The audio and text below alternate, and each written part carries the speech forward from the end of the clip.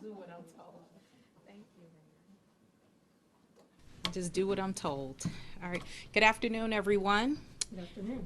All right. I want to start today by sharing some statistics with you. Nearly 90% of CPS students are children of color, yet 50% of their teachers are white. What's more, around 10% of our African American and Latinx high school students have expressed a serious interest in becoming teachers, but far fewer of them are ever able to realize that dream. Today, we are proud to launch Teach Chicago Tomorrow, a partnership that will help hundreds and eventually thousands of students of color, CPS graduates, become CPS teachers. This new initiative has the power to introduce hundreds of new teachers of color into our district so our students can see more classroom leaders who not only look like them, but that have also had similar experiences as them growing up. Many of you who are familiar with my background know this initiative is very personal to me. Once upon a time, I was a young teacher in Chicago public schools, and I can honestly say that my students benefited from the fact that we had a common experience. We attended school in similar communities, we attended similar schools, and I could really connect with them on their day-to-day experiences as well as what family life may be like. And because of that trust, that helped me become a better educator, and I hope that I helped them become better students as a result. My life experience as a teacher in CPS lines up with what the research tells us about what happens when students of all walks of life, black, white, or brown, have teachers who are diverse, who can share different cultures and backgrounds with them in the classroom. All of these students benefit academically, socially, as well as emotionally. But for students of color in particular, having a teacher of the same race or ethnicity has a lasting impact on them. It impacts their attendance rates, their test scores, as well as their graduation success. Improving teacher diversity has long been a priority in Chicago public schools, but Teach Chicago Tomorrow has the potential to truly move this needle. We estimate that by 2025, Teach Chicago Tomorrow will help graduate 100 new teachers who are former CPS graduates into the system. This will triple the number of CPS grads hired to more than 500 annually in our district. The majority of these hires would be teachers of color, bringing them full circle in our district. To their students, these teachers will become the role models that many of them did not have during their time in CPS. This innovative partnership between CPS, the City Colleges of Chicago, and Illinois State University will help young people interested in teaching chart a new pathway towards that dream. It starts with us investing in our largest and most diverse pool, our students. This data-driven strategy will identify these students early and create a roadmap that will prepare them from the time that they graduate from high school, throughout college, and eventually being hired as CPS teachers. Students who participate in the Teach Chicago Tomorrow program will earn an associate's degree through the city colleges. They will then transition to Illinois State University to earn a bachelor's degree while taking those classes right here in Chicago. After successfully completing that program, these students will have priority job access and placement within CPS schools. This program lines up nicely with our Learn, Plan, Succeed initiative, which seeks to ensure that every single student has a concrete post-secondary plan upon graduation. It also gives a sharper focus to our focus around equity in Chicago public schools and gives it a multi-generational band. Teach Chicago Tomorrow will provide students of color with the support that they need in order to achieve their goals of becoming teachers. This in turn will go on to inspire many students, specifically our African American and Latinx students here in the district. I want to start by thanking everyone who made this historic partnership possible, starting with the CPS talent team led by Chief Matt Lyons and as well as Felipe Perez, who is leading this initiative. We're excited about our partnership with the City Colleges of Chicago, led by Chancellor Salgado, and President Dietz for his extraordinary leadership at Illinois State University. And of course, we want to give a special thanks to the Crown Family Philanthropies and the Joyce Foundation, because their generosity and support, without their generosity and support, Teach Chicago Tomorrow and the Pathways Partnership would not be possible. I also want to thank the community organizations that are supporting this work, like My Brother's Keeper. There is a mistaken belief that the teaching profession is only for women. And unfortunately, the statistics in CPS support that stereotype. Of the 325 students currently enrolled in our district career and technical education programs for teacher training, only 14% are male students. It is crucial that we address this disparity now, because we know that having a male teacher can also have a lasting impact on our young men. We're fully committed to narrowing this gender gap, and we have engaged My Brother's Keeper to keep the focus explicitly on supporting young men of color through the entire teacher training process. Finally, today I want to acknowledge, the outstanding leadership from our mayor, Lori Lightfoot. She has shown time and time again that the interest of Chicago public school students is always above all else. I also want to personally thank her for her partnership during these trying times that CPS has faced during 2020. And I want to applaud her for allowing us to continue moving forward this important work despite these extraordinary times, because these initiatives are game changers and our students will benefit from them. Please help me in welcoming our city's mayor, Lori Lightfoot, to the podium. Thank you, Dr. Jackson. And good afternoon to everyone. I will return the favor and thank Dr. Jackson and her team for staying focused through a very, very difficult year, and really 2 school years if we're talking about it. I also want to acknowledge our city's other great education leader, City College's Chancellor Juan Salgado, and what we're announcing today is in line with his vision about partnerships between the city colleges and 4-year colleges. I also want to welcome and thank Illinois State University President Larry Dietz. As I was walking in, I said the Redbirds are in the house, and we're glad to see you here.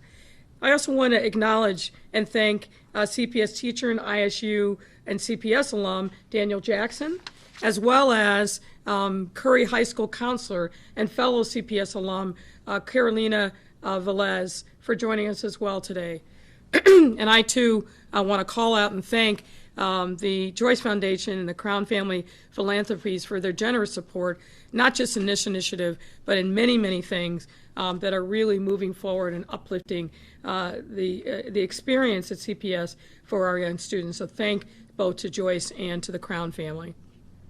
Let me start by echoing something that Dr. Jackson just said, and that's the fact that the talent and potential in our CPS classrooms is stronger than any place else, and that our future as a city rests in how we invest in our students' future by inspiring them to recognize their God-given talent in themselves and providing them with the opportunity to realize it. As we all know, our school communities, but especially our kids, have been dealt a very difficult hand in 2020. And yet, despite everything that's happened, we still saw our students post a record 82.5% graduation rate this past year, along with a record low 1-year dropout rate of just 5.6%. And this is from students who for years had been struggling under the weight of systemic disinvestment and indifference, and who are now achieving and succeeding together and lifting our entire city with it. This didn't just happen by accident. This historic moment we've been experiencing is a direct result of bold investments that we as a city have been making in our kids really for years. I have to give credit where credit's due. This really started the level of achievement that our kids are experiencing, and the focus on investment really started with Mayor Richard Daley. Was carried on by Rahm Emanuel, and I'm happy to take the baton and continue to move forward in bold ways so we can open up many, many avenues for achievement for our students. And it's because also of having inspired leadership like Dr. Jackson and her team. It's because of our CPS families and teachers, principals, and staff like Mr. Jackson and Ms. Velez. And above all else, credit has to go to our young people, to our students. We made investments in them, and those investments are paying off. But our work, obviously, is not over, and there's more to do. Investment in education doesn't just stop at our schools. It can't. Having great schools means having a great school environment, and that, of course, making sure that we have great and committed teachers. And the way that happens is by investing in our teachers, which starts by creating a strong and vibrant teaching pipeline. As an aside, Dr. Jackson talked about the statistics of what our CPS students' demographics are, what our teacher demographics are. In my educational career, really starting at kindergarten through 12th grade, I never had a classroom in which there was a teacher of color, not once. That is a sad reality of where I grew up, but that cannot be the reality for a city like Chicago, with the level of diversity that we have, literally people from all over the world. Our teachers have to be drawn from the richness of the community that makes up CPS. That's why I'm so excited about today's announcement. Teach Chicago Tomorrow marks our latest bold step in education in Chicago and how we shape the next generation of teachers. Developing high-quality, homegrown CPS teachers for our students by drawing on our students. And in the process, expanding equity across Chicago by diversifying our teacher workforce, by recruiting in particular from underrepresented groups, as well as upskilling and redirecting non-teaching CPS staff to also aspire to become teachers. As we've heard from Dr. Jackson, we've seen the positive impact on our students when teachers look like our kids, come from the same communities, and are directly invested in our kids' neighborhoods. It makes an enormous difference. The level of empathy and understanding when the person at the head of the classroom also knows what the lived experiences of those children because they've lived in the same communities, been drawn from those same communities, and inspired to teach the next generation of children. Teach Chicago Tomorrow is also part of our long-term strategy to fully harness the power of our city's incredible education infrastructure. And we'll be doing it by building on established programs. First, starting in our CPS high schools with our students interested in becoming teachers themselves, continuing into our great city colleges, and finally, making that connection with Illinois State University and its Chicago Teacher Education Program. Along the way, the students in Teach Chicago Tomorrow will have lower college tuition costs and increased admissions access. They'll also have academic, social, career, and financial supports with access to scholarships, paid CPS work opportunities, and student teaching stipends. Our goal is simple. We want no less, as Dr. Jackson said, no less than 500 CPS graduates hired as CPS teachers every year. Now that's ambitious, and it's more than triple at where we're at now. But this program, we know, truly can be a game changer. As I said earlier, our kids have been dealt a very difficult hand in 2020. It's in the struggle and partnerships like these that I become even more convinced that our city is better positioned than ever to transform the lives of our young people. And in fact, it's an absolute imperative. We've learned many things over the course of this year, but one thing is we never can walk away from our commitment to our young people. We've got to lean into it and move full steam ahead with more investments like this. The future of our city truly depends upon it. And I'm glad and thrilled to be part of this latest step in the journey. I'm confident that this program will yield dividends if we're focused, if we're determined, if we make sure that we show our young people that we care about them and their future is here because we're investing in them. And with that, please welcome Chancellor Salgado to say a few words about this innovative program. Chancellor.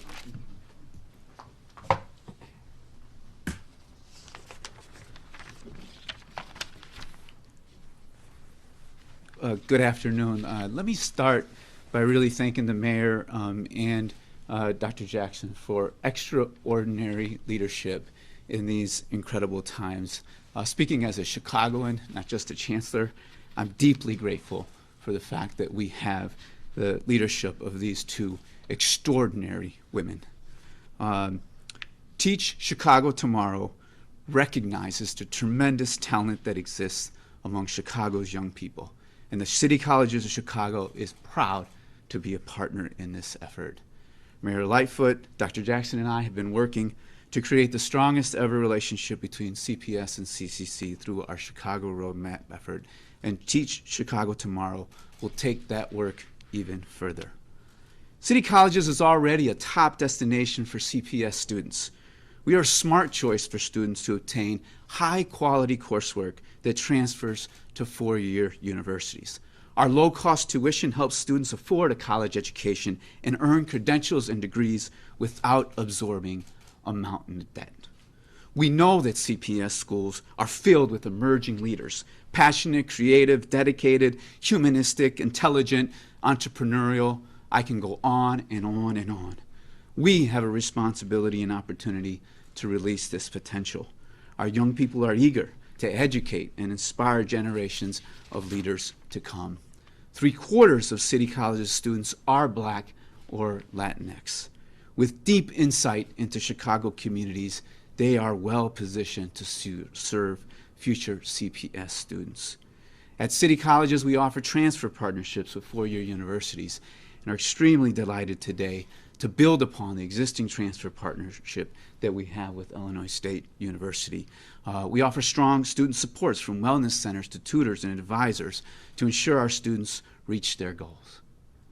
Truman College, one of our 7 city colleges, is our Center for Excellence in Education, Human, and Natural Sciences. I want to take a moment to recognize President Sean Jackson, not to be confused, right? He is Dr. Jackson, but Dr. Jackson joins us here today. He's a powerful example of a successful man of color in education.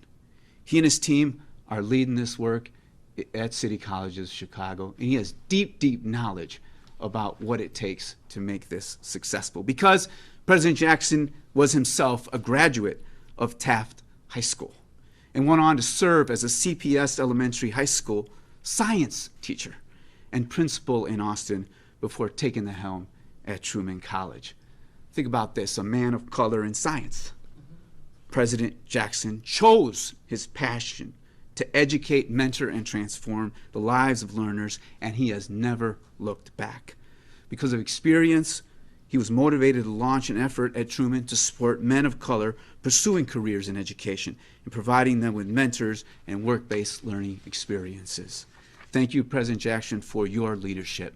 I'm pointing out President Jackson because students in this program will have the chance to benefit from the life experiences of Dr. Jackson and the diverse faculty and staff that we have at City Colleges of Chicago. City Colleges and Teach Chicago Tomorrow will ensure that future educators find a career path to a college degree, return to the classroom, and make a difference in their community. So with that, I'm really delighted to have our four-year partner, an incredible leader in higher education who has really done our state so well and our students so well at Illinois State University, President Larry Dietz.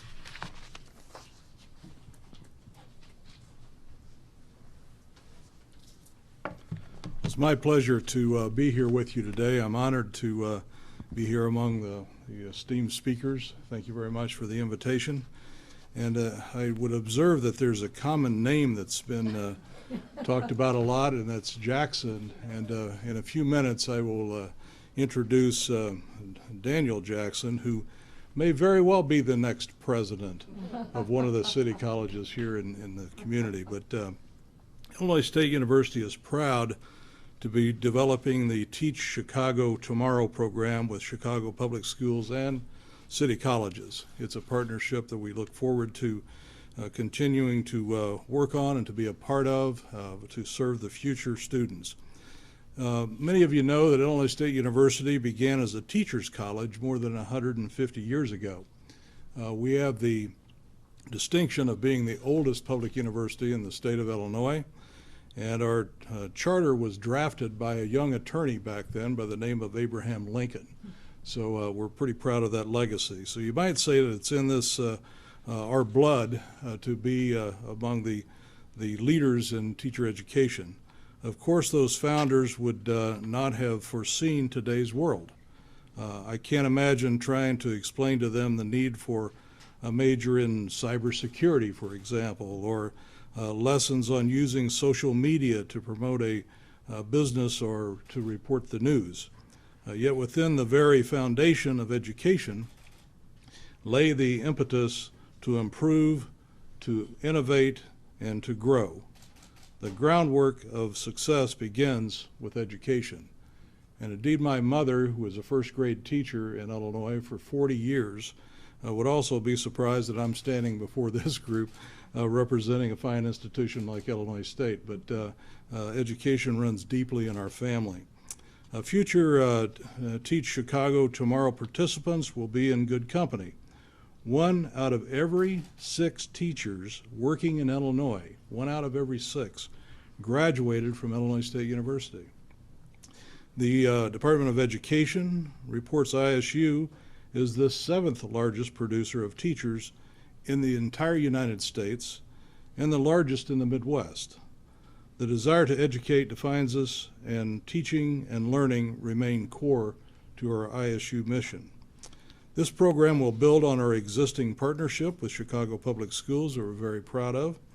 Our Teacher Education Pipeline program, known as Step Up, recently celebrated 10 years of collaboration with Chicago schools, and work continues in Little Village, Auburn Gresham, Albany Park, and East Garfield Park.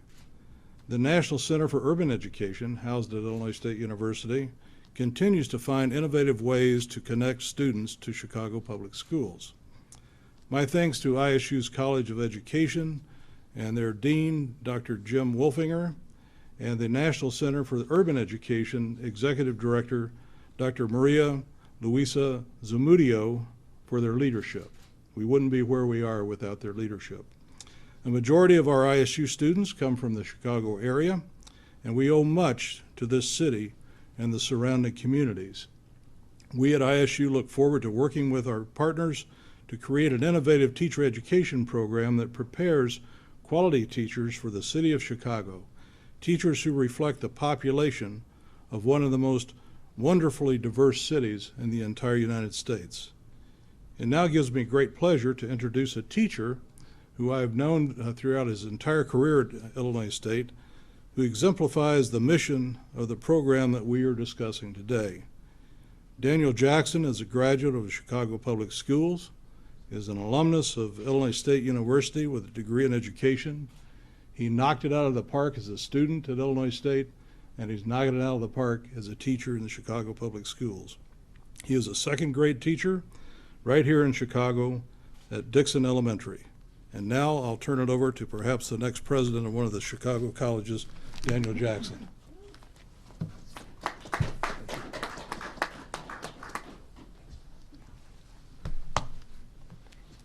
It is good to see you, President Dietz, and thank you for the awesome introduction.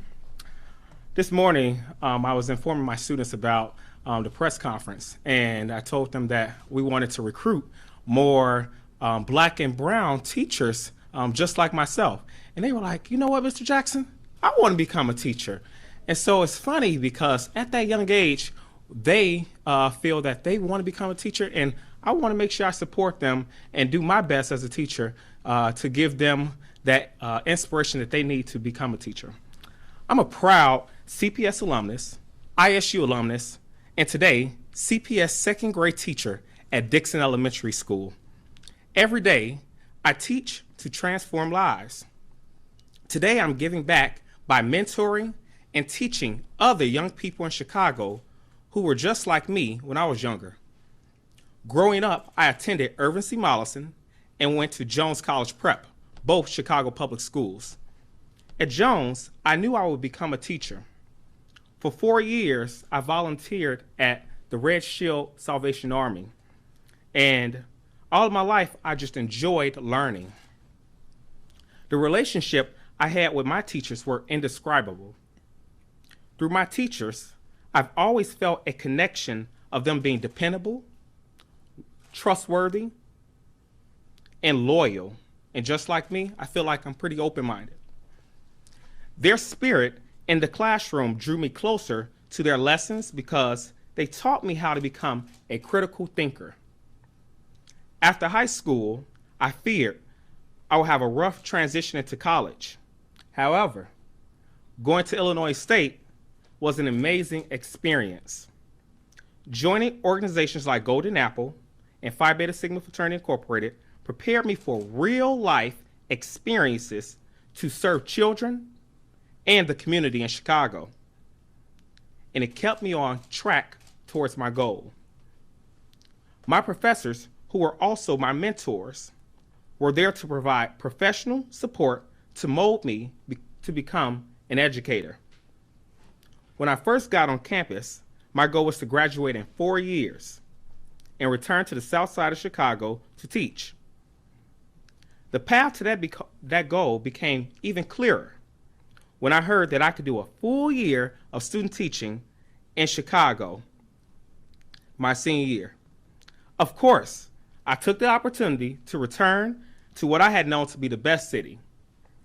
Through the Chicago Teachers Pipeline program at ISU, it allowed me the opportunity to teach my community. This was the teacher preparation I hoped for. I knew this could draw me closer to my younger sister and cousins too.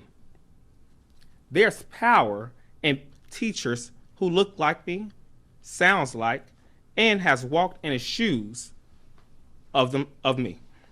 Teach Chicago tomorrow will normalize seeing more teachers of color in our classroom, especially brothers, men of color. Being born and raised in Chicago, I have walked the path I am teaching my students to follow. George Washington Carver once said, "All learning is understanding relationships." Not only do I work with the students, but I have a commitment to the community. As a black male raised in Brownsville and Inglewood, I have had to learn how to be teachable, socially conscious of the disparities among different groups of children, of our children. As a young educator, I take pride showing equity among all my learners. As an educator, I work towards advancing equity by changing my prejudice or biases I've had. There's power in the teachers of color. We understand our children's stories. We can relate to them, as they said earlier. We can relate to them. I've grown up in these communities.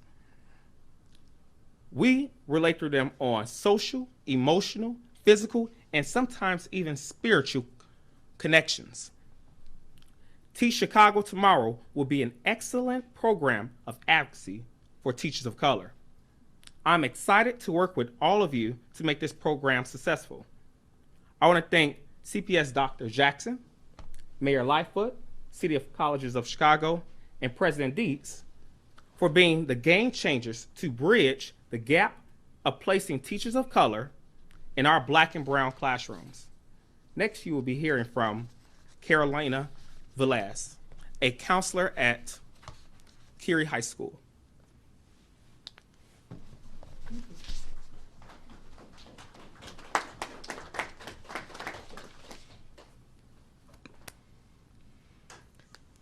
Thank you to Mayor Lightfoot, CEO Dr. Janice Jackson, and our CPS leaders for allowing me to share this space today.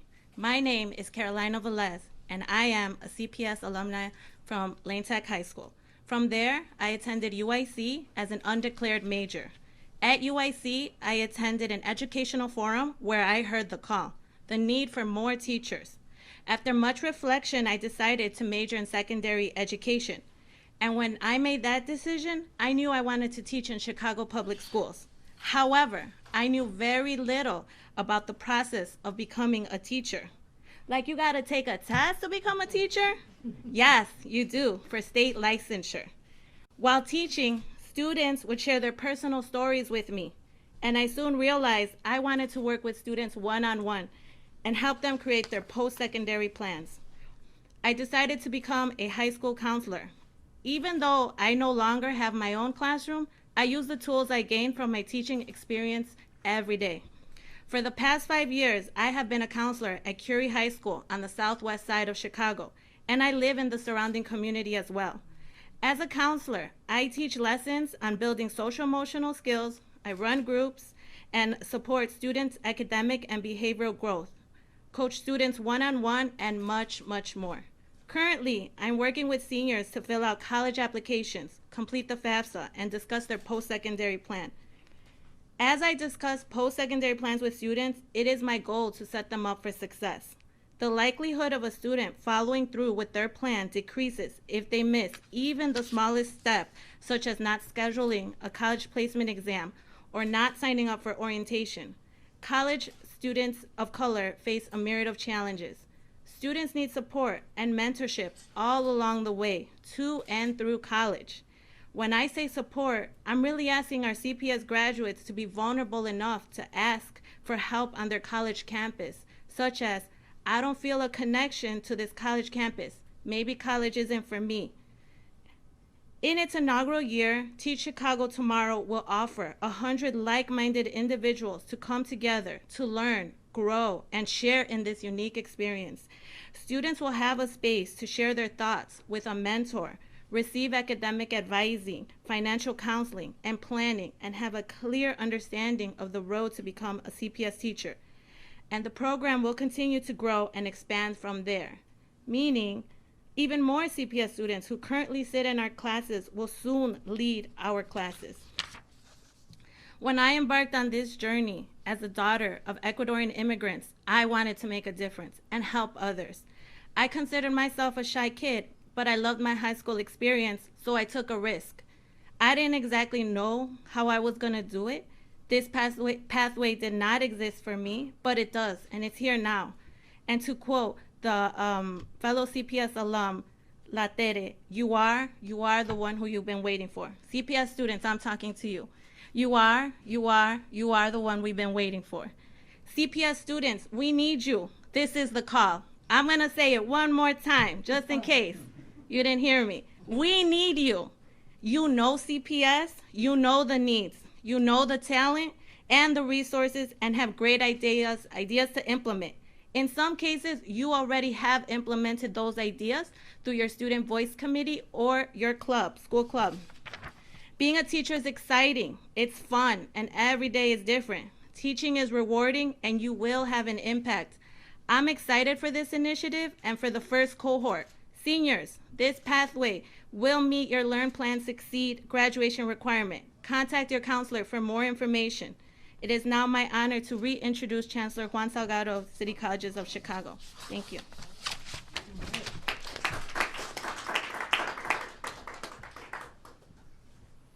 I wish Carolina was my counselor in high school.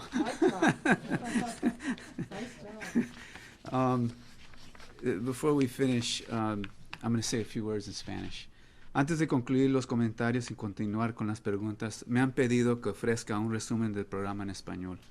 Hoy, la alcaldesa Lightfoot y las escuelas públicas de Chicago anunciaron Teach Chicago Tomorrow, un plan innovador que busca apoyar a los graduados de CPS que quieran ser educadores y establecer una nueva red de maestros talentosos y diversos para nuestras escuelas públicas. La estrategia cuenta con apoyos estructurados para ayudar a los graduados de CPS que aspiran a convertirse en maestros. Asimismo, en la oficina de talento de CPS tendrán reclutadores dedicados a ayudar a los estudiantes interesados en seguir este camino después de la escuela secundaria y a través de la universidad y de vuelta a un trabajo enseñando en CPS.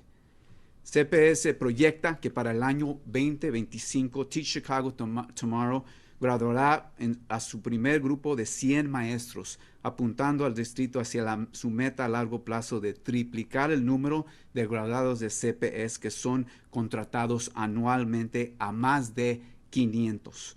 Basado en las tendencias actuales, la mayoría de estos nuevos maestros locales serán afroamericanos y latinos. Un componente crítico de esta estrategia son los convenios con colegios y universidades para apoyar a los estudiantes en su camino. La inauguración de Teach Chicago Tomorrow Pathways Partnership es un nuevo convenio que se centra en nuestros estudiantes de escuela a carrera entre CPS, City Colleges of Chicago y Illinois State University. Los estudiantes que participan en este programa primero obtienen un título asociado en los City Colleges al completar con éxito los cursos de educación general. Después obtienen su licenciatura completando los 2 segundos años de universidad como estudiante de ISU, tomando clases en Chicago. Los estudiantes completarán el trabajo de curso y la experiencia clínica a través de una combinación de aprendizaje en persona y a distancia. Después de completar la práctica de enseñanza en las escuelas de CPS y de obtener su licencia de enseñanza en Illinois, los estudiantes tendrán prioridad para obtener trabajo como maestros en las escuelas públicas de Chicago. El convenio Teach Chicago Tomorrow Pathways comenzará con una clase anticipada de 100 graduados de CPS que entrarán en el programa el año académico 2021-2022 y estarán enseñando de tiempo completo en CPS en el otoño de 2025. Los estudiantes que no participen en el convenio de City Colleges ISU pueden optar por seguir un camino diferente, como inscribirse en una universidad de 4 años después de graduarse de la escuela secundaria. Si los estudiantes y familiares están interesados en obtener más información, pueden hacerlo visitando cps.edu/teachtomorrow. Gracias. Thank you.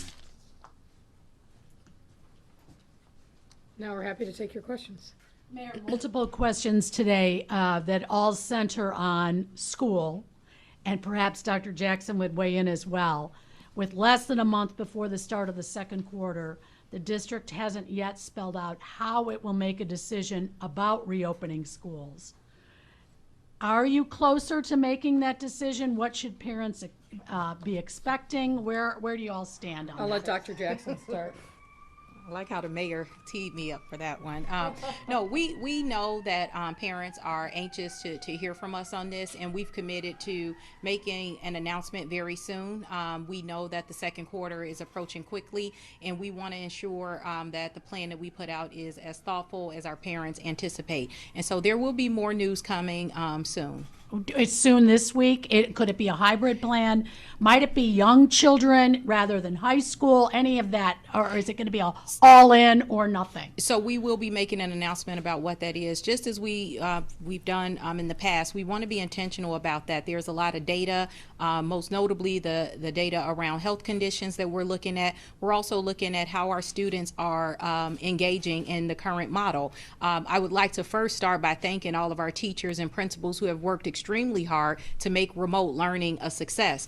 But I've said this before and I'll say it again, remote learning is no replacement for in-person instruction. And so my desire and my priority is to see students back in school as soon as it is possible to do that safely. But again, there are a lot of things that we have to look at in order to make that decision.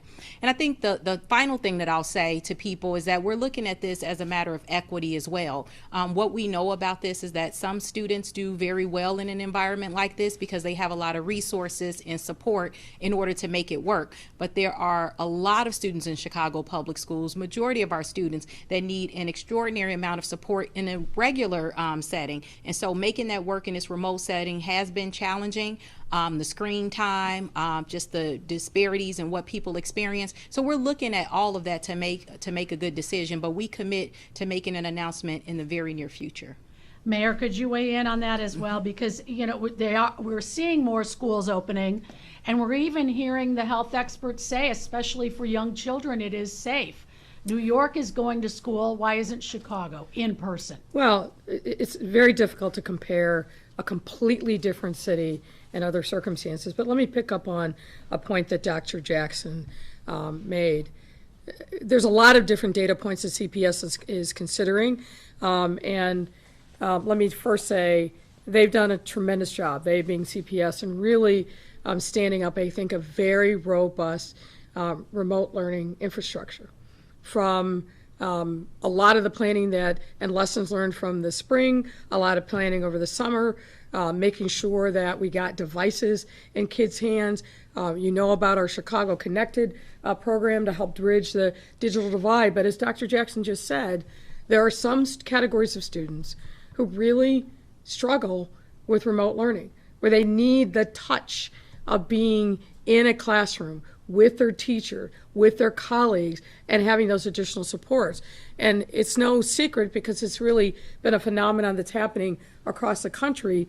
Our youngest learners, our pre-K kids in particular, we're seeing significant declines in the number of those students, not just here in Chicago, but across the country, who are actually showing up and being connected. Obviously, our diverse learners is another category of students where we're very concerned. So the focus is, of course, around the data, the public health guidance, but it's also around equity. And I'm concerned about whether or not we are doing enough for certain categories of students, particularly our youngest learners and our diverse learners. And we've got to make decisions that maximize the opportunities for everyone, but particularly those students who I think are most vulnerable and are having the biggest challenges in a remote learning environment. So we're looking to a lot of different data points. You know, the archdiocese schools, many of them have been open for in-person full-time. Some have been hybrid. We're looking at the experience of a lot of the private schools as well as the charters. And of course, we're looking at private pre-K experience as well. But first and foremost, we're going to be guided by the public health guidance. There's a lot more communication, I think, that will be done with the entire school community, particularly parents. And as Dr. Jackson said, I get this question almost every time that I'm out in public, and we recognize that parents need to know so that they can plan, and we will be getting that information out to them as quickly as we can. This week? Soon. Fran Spielman from the Sun-Times. Civic Federation President Lawrence Massal is urging you to steer clear of raising property taxes during a pandemic and instead take on what he calls the sacred cows of city government. With 8 days to go before your budget address, what can you tell us about your chances of doing that?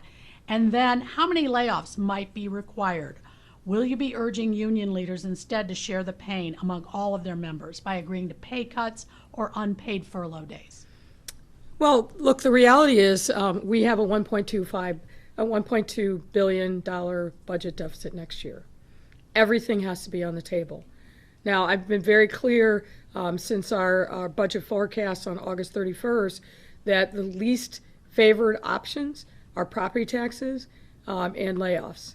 But the reality is we have gotten zero additional support from Washington, D.C.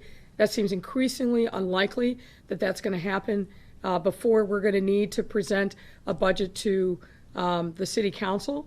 And so we've got to, as we have been, prepared for some painful decisions. And we have been asking everyone to contribute, everyone. Now, some have said yes and stepped up and offered in lots of different ways. Others have pushed us away and not been willing to participate in the discussions. But the reality is we have to be fair, we have to be equitable in the way in which we approach this, and that's what we intend to do. The City Council today rejected your ethics committee, your proposal to the ethics committee. Several folks are asking me to ask you, what is your reaction to that? Why, first of all, did you want that, and what do you feel about that outright rejection of this vote of 17-0? Well, let's be clear upon how this moved to where it was. We heard back months ago that there were some unintended consequences for really the historic ethics reform that we pushed forward and was approved by City Council. We put forward a proposal to address that. That proposal was not something that the leaders of this latest initiative, that's Alderman Smith and Alderman O'Shea, wanted to embrace. Alderman Irvin decided that he wanted to take a chance, and I said, you can do what you want, but you're going to have to build a coalition for this change. He went forward, I think fully understanding the difficult terrain, and the council voted how it voted. So this is really, I think, in this instance, a better question for Alderman Irvin than for me. We remain committed to ethics reform. We remain committed to transparency and making sure that we are doing the right things to win back the confidence of our residents that our elected officials, from me to the members of City Council, are doing things in a transparent way that puts the residents of the city first, not our own personal gain. And that's exactly the legislation that was previously passed. It accomplishes that goal.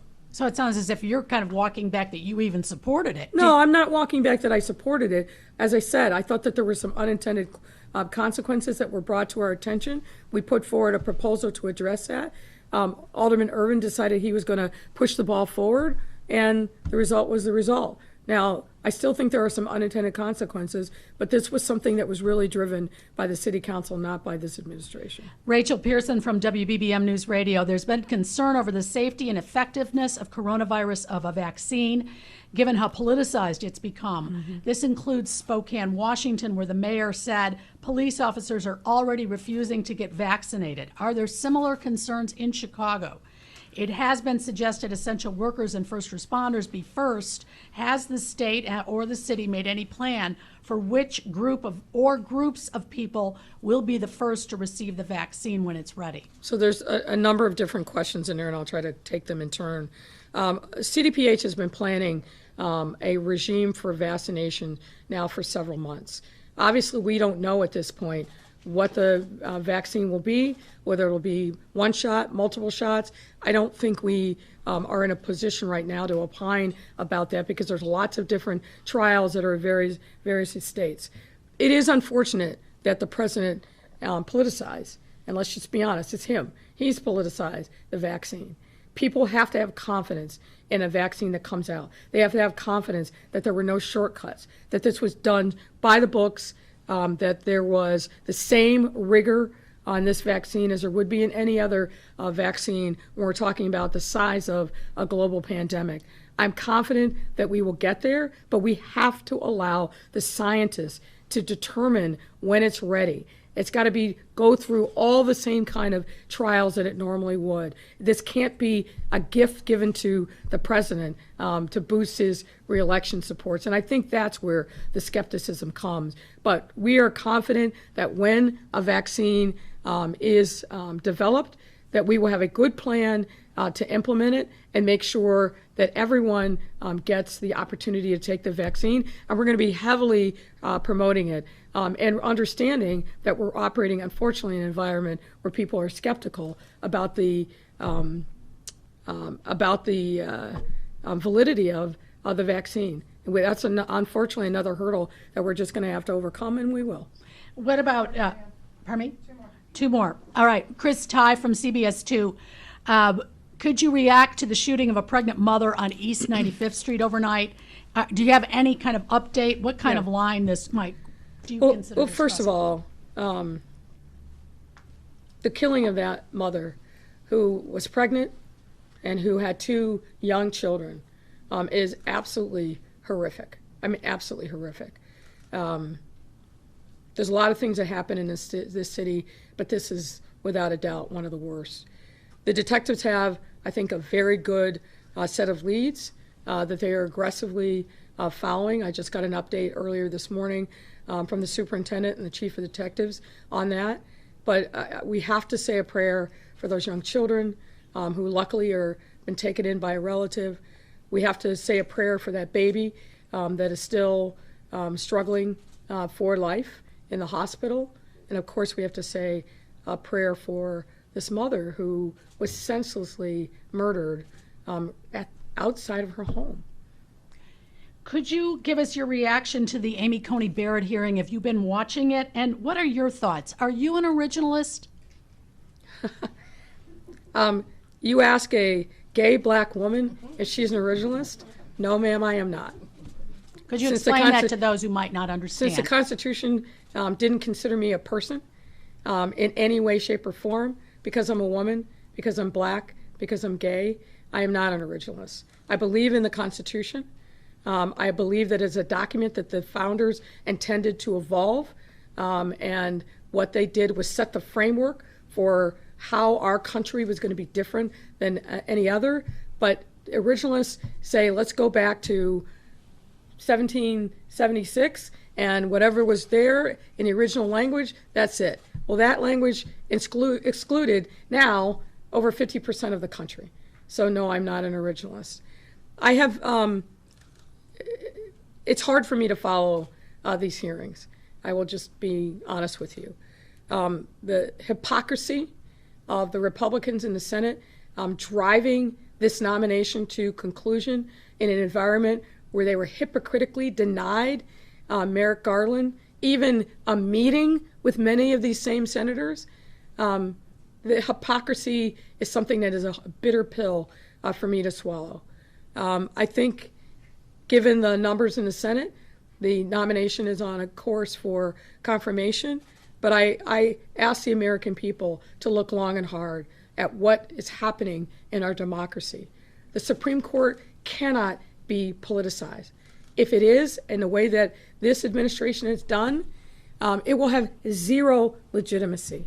I deeply worry about this woman's stated views. She's on the record on a number of different things, not the least of which is thinking that gay marriage is something that shouldn't be countenanced. And she's got soulmates in Justice Thomas and others who think that the decision by the Supreme Court, which I think is only a handful of years old, should somehow be rolled back.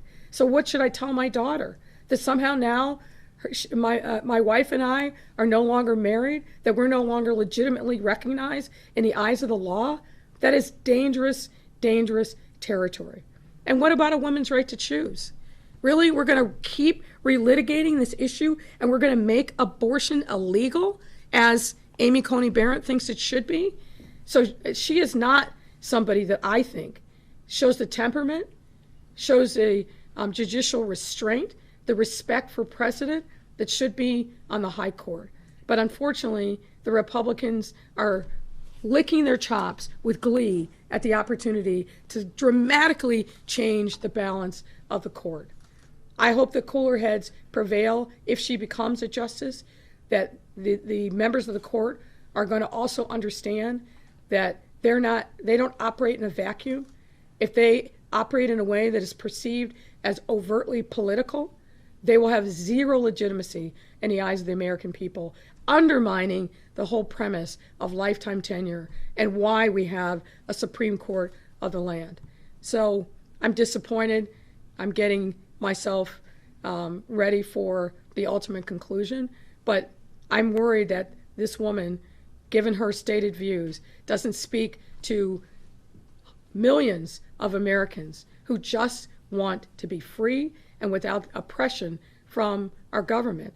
And it feels like this court is moving down the track of being overtly political and undoing even recent precedent, undermining the whole notion of stare decisis, which in lay terms means that you respect the precedent. So I'm very concerned about that.